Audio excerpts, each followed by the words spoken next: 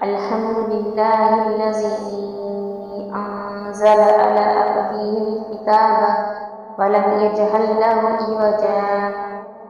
قيما لينذر بأسا شديدا من لدنه ويبشر المؤمنين الذين يعملون الصالحات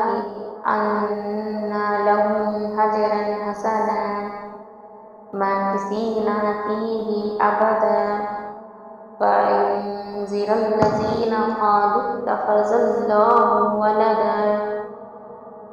ما لهم به من علم ولا لآبائهم كبرت كلمة تخرج من أفواههم إن يقولون إلا كذبا فلعلك باغع نفسك على